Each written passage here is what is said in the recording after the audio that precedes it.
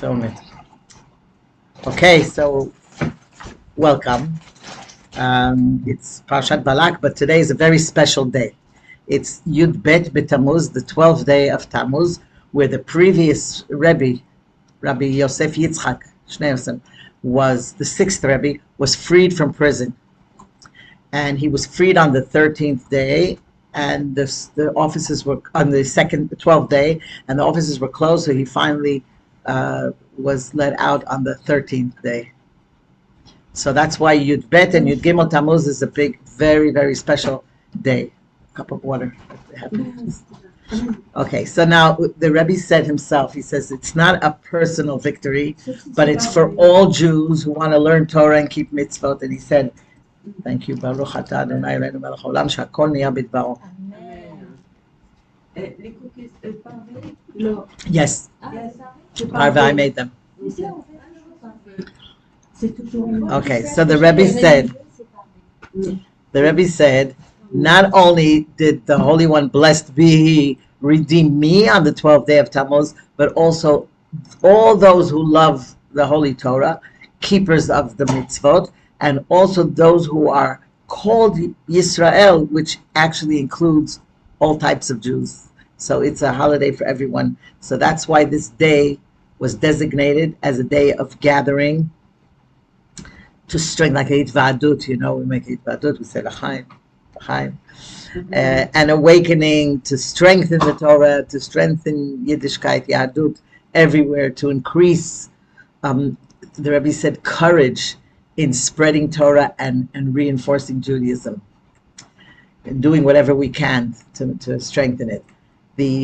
Actually, the imprisonment resulted from a kitrug above, kitrug b'shamayim, which was like an accusation came out, but it was definitely from above. And so through the redemption, the fact that he was let out, the activities of spreading Torah and strengthening Yiddishkeit in general, as well as spreading the Chassidut, the wellsprings of Torah, was definitely strengthened. And this led him eventually to leave Russia. And after a series of events, he arrived in the United States. He came to America, and this enabled his work to strengthen in such a way he was able to spread Judaism and the wellsprings of Torah, the Chassidut, to all corners of the world from America. So that's why this day is very special.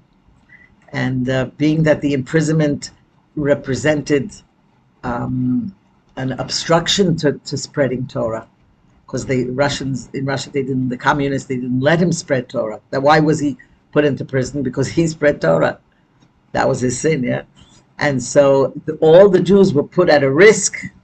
In other words, the entire continuation of Judaism, the transmission of the Torah, and Judaism for all Jews was put on hold.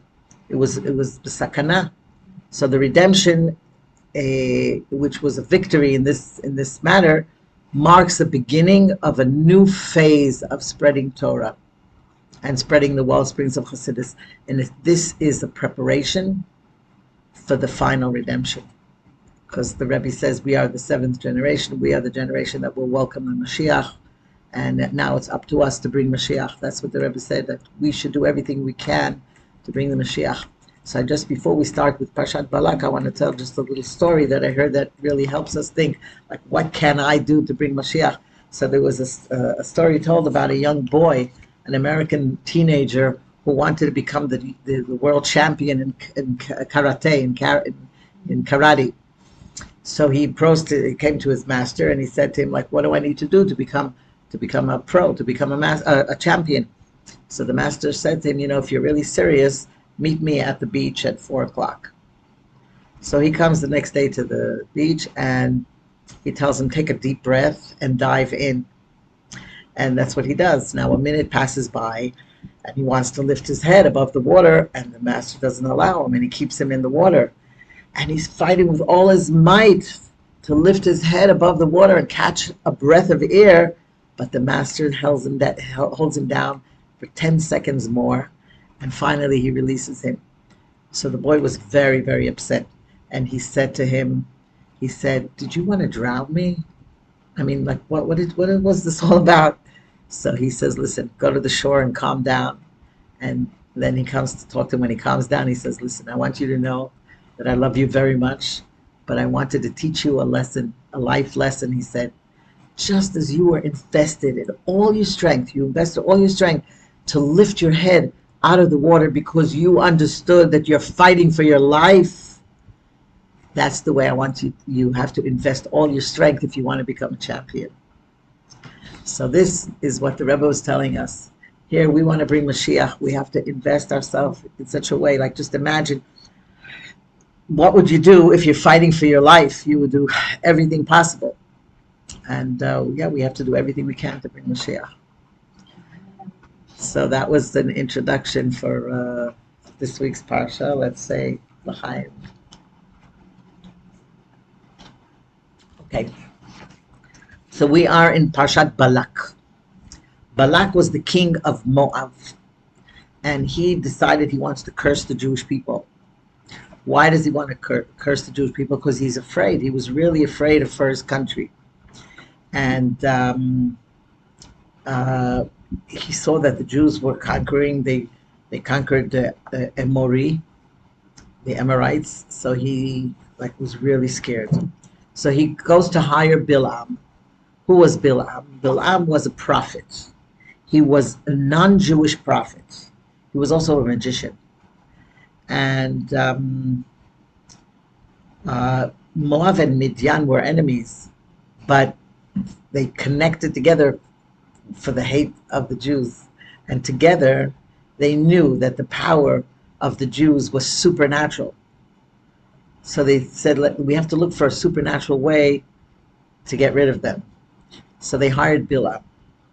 Now, Bilam said, since the Jews' strength lay in their mouths when they pray, so he says, I'm going to defeat them with a stronger mouth by cursing them. So here they were ready to pay him a lot of money. He was, we say that Bilam hated the Jews even more than Balak, because Balak had a reason to destroy the Jews, but Bilam had absolutely no reason. And why would he care? So he wanted to erase them off the face of the earth even more than Balak.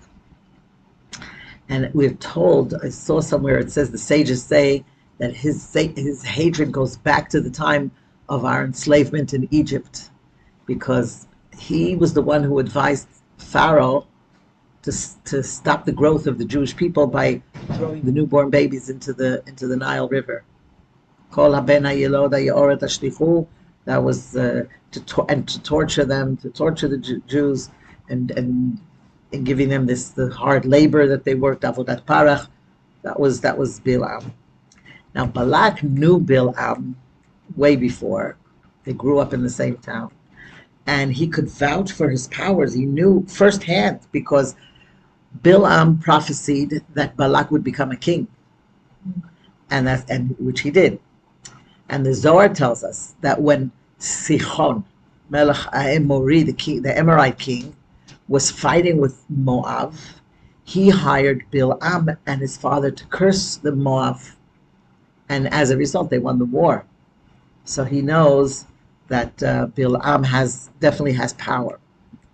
Now the Medrash tells us that Bilam was so great a prophet that his prophecy was actually equal to Moshe Rabbeinu. We know that God creates the world with a balance, that everything that exists in the positive has a negative counterpart. So he appointed a prophet, the equivalent of Moshe Rabbeinu, and actually Hashem gives us equal opportunity. That's the free choice. A person can make a good choice, it can make a bad choice. But so the Goyim would come and say, oh, you gave the Jews a prophet, so that's why they did tshuva.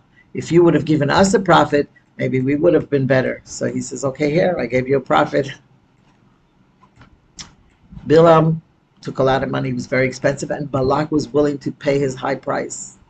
And he offered him respect, kavod, and riches, and honor for his services. And Bilam said that since the godly spirit, Ruach HaKodesh, rests on him only at night. Hashem appeared to him only at night, not during the day. So he says that to ask Hashem what to do. So stay overnight, and we'll see at night if Hashem lets you. Tomorrow morning I'll tell you what Hashem says. And Hashem said to him, don't go. Now he was very vain, and he didn't want to admit that he's in Hashem's control. Hashem tells him what to do. So he said, oh, you're not, you're ministers of a low rank for me, like you're too low. I need ministers of more more important, the highest ranking officials is what I need. So he says, if Balak was serious, he would send his highest ranking officials and offer him a lot more money. Now Balak was so desperate that he did just whatever Bilam asked for. And so he sent him high officials. And then Bilam asks Hashem again, can I go? So at this time Hashem says to him, you know what? This is your parnasa. This is, they're offering you so much money. I'm not going to get involved. Go. But just remember that whatever you say is what I tell you to say. So Bilam wakes up like really excited, and he saddles his donkey. And he does it by himself. He doesn't even have anybody else do it for him. He does it by himself. And Hashem says to him, what's your excitement? Remember Avraham when he went to bring his son Yitzchak for Akedah? It says that Vayashkem Avraham baboker. Avraham woke up early in the morning. So he emptied you. He was there before you, and he did it full of dedication to fulfill the command that I gave him. So then we see that Hashem is angry at Bilam for going, and he sends him an angel to block him. Now Bilam doesn't see the angel, but the donkey sees the angel. It's an angel holding a sword, and it says Malach Hashem Havaya Yud Kei Vav Kei. It doesn't say Malach Elokim. Elokim is Gvura, is strength. Havaya Yud Kei Vav Kei is Rachamim. That's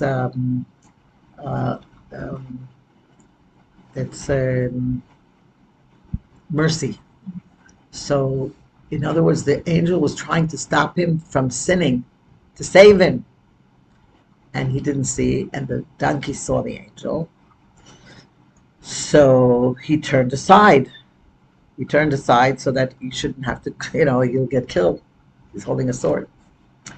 Now Bilam gets angry at the donkey and he beats the donkey.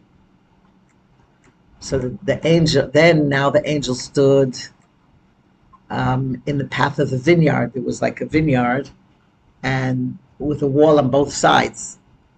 And the donkey sees the angel, so he pressed against the wall. Like he can't go straight. He pressed against the wall, and he actually squeezed Bilam's foot against the wall. He crushed his foot, and Bilam was like really angry again, and he beat the donkey. Now he comes to a narrow place, and there's no room to turn, not right and not left. And the donkey sees the angel, so it crouched down under Bilam. And the Medrash teaches us that suddenly, when he gets angry at the donkey suddenly opens his mouth and speaks. We know that there were 10 things that were created Erev Shabbat Ben Hashmashot. One of them is Pi Ha'aton, the mouth of the donkey. And so Hashem is trying to show Bilam that the tongue and the mouth are entirely in God's hands. Here he thought he's going to use his mouth to curse the Jews. You think you're in the power of the speech? Look, if I want, I'll make the donkey speak. And the donkey saw what Bilam didn't see. So he says, it's in my hands to the extent that I can make an animal speak. And Hashem wanted Bilam to realize that when it would come time to curse the Jews, he would be entirely in God's mercy. So just, he's giving him a remez, a hint. And then Hashem opens the mouth of the donkey, And the donkey says to Bilam, what did I do? What have I done to you that you struck me 3 times? And shalosh regalim. It says shalosh regalim. And Bilam says, 3 times he says. And Bilam says to the donkey, you have humiliated me. This is in front of all these high officials. If I had a sword in my hand, he said, I would kill you right now. And the donkey said to Bilam, am I not your donkey in which you have ridden since you first started until now? Have I been accustomed to do this to you? And Bilam said, no. The Talmud explains that the dialogue between the donkey and Bilam was as follows, that the Moabite dignitary said to Balaam, why don't you ride a horse? Like, why would he take a donkey? Most people ride a horse, you don't ride a donkey, right? And Bilam said that he sent his horse to graze. So the donkey right away said, am I not your donkey? And he said, well, just for carrying burdens. So the donkey says, on which you have ridden. So Bilam says, only on one occasion. And she says, the donkey says, since you first started until now, you have always ridden on me. Moreover, by day, I provide you with riding, and by night with intimacy. So we know that there was a very disgusting relationship between the donkey and Bilam. And Bilam stood there utterly humiliated. And they said, oh my goodness, if there's this man who was bested by his donkey, would never be capable of defeating an entire nation. Look, his donkey just like was victorious over him, put him in his place. Then what's the use? And then Hashem opens Bilam's eyes, and he sees the angel with the sword right before him. And the angel says to Bilam, you know, this is because you set a journey against Hashem and for striking his animal. So Bilam says, I'm sorry. He admitted that he sinned, and he asked the angel if he should go home. So the angel said, no, don't go home. Go with the men. But remember that you can only say what Hashem wants you to say. Now the question arises here, like all the Mefarshim, all the commentators, they say, what did God want from Bilam? The first time the messengers came, he said, don't go. Then the second time he says, okay, go. Then he sends an angel to block him and not to go. And the second time. And then he says, okay, should I go home? And he says, no, go. So yes or no, should I go? Should I not go? Why does Hashem keep changing his mind? And what did Hashem really want from Bilam? So there are many explanations, but one of the many explanations is that Hashem did want Bilam to go and bless the Jews. The problem is that Bilam was much too vain and self-centered to be a shaliach for Hashem to bless the Jews. So in order that God's energy should be able to flow through him, he has to become humble. He has to become transparent, we say, you're a tzinor, like the blessing could come through you. So first of all, he had to realize that he's powerless, that he's just a pawn in God's hands. So how was that going to happen? So the first group of the regular ministers that came, Hashem told him not to go, because he had to go through this humiliation. He needed to experience more. Like it wasn't enough, that he sort of was humiliated in front of them, but he hid it. He said, oh, you're not, superior enough. So Hashem sent more important ministers, and in front of them he would be totally broken. And that's why when the second group came, Hashem said, okay, go. Then Hashem sends the angel. And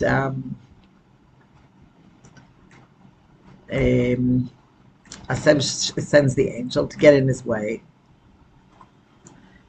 And he made the donkey speak, which brought about this, humiliated him entirely.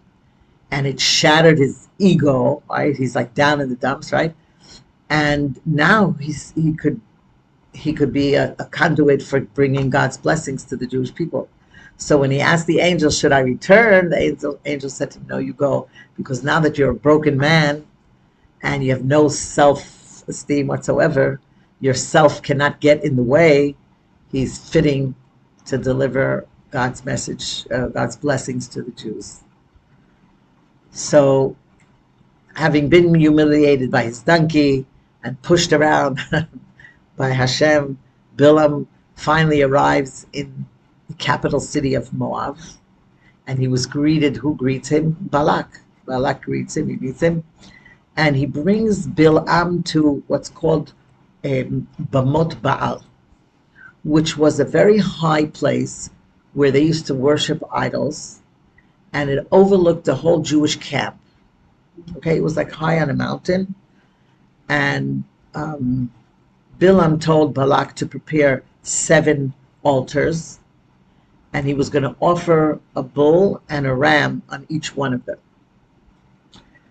Why did he say 7 altars? So first of all, to counteract the 7 altars that the Jewish forefathers brought. You know, when it said the Shalosh Regalim, 3 times you hit me, we have the three Avot, Avraham, Yitzchak, and Yaakov, that are our strength. So here Avraham brought 4 altars, and Yitzchak brought 1, and Yaakov brought 2. So altogether we have the 7 altars, that the 7 karbanot that our forefathers brought. So here that's 7. He brought 7. Also there are 7 Noahide laws, which coincide to the 7 karbanot. And Hashem appeared to him and put words in his mouth. And Bilam returns to Balak, and he speaks really loud, and everybody was able to hear. The Medrash describes how God blasted Bilam's words over the whole world, so that everyone would hear. And he says, Balak, I'll translate it from the Chumash. It says, Balak, the king of Moab, has brought me from Amram, from the mountains of the east, saying, come curse Jacob for me, come invoke wrath against Israel. How can I curse whom God has not cursed? And how can I invoke wrath if the Lord has not been angered? So this is what he said. This is what it says in the Chumash. How can I curse them? He says he knows the times when Hashem is angry at the Jews. That's a good time where he can curse because if Hashem is angry at them, so it'll work. But he says Hashem has not been angry at them for the past couple days. So how can I curse? If Hashem is not cursing them, then I have no power of cursing. So instead of curses, the most wonderful blessings and praise came out of his mouth. So Balak is very annoyed. He takes Bilam to 2 other places in the hope that maybe he'll have more luck cursing from here. And all the places were specific in that Balak knew that the Jews would sin in those places. So he hoped to be successful in cursing them from there. But every time Bilam opened his mouth, nothing but the greatest praises for the Jews came out of his mouth. He says, Matovu Ohalecha Yaakov. Look how the Jewish tents were positioned. Look at their modesty. No door looks into, no one house looks into another house. No one tent. Everybody lives in modesty. And he said, Matovu Ohalecha Yaakov, Mishkanotecha Yisrael. We say it every day in the prayers. In Shacharit we say, Matovu Ohalecha Yaakov. It's part of the first. Right after we say Hareini. Sometimes I pray in French. It's which one?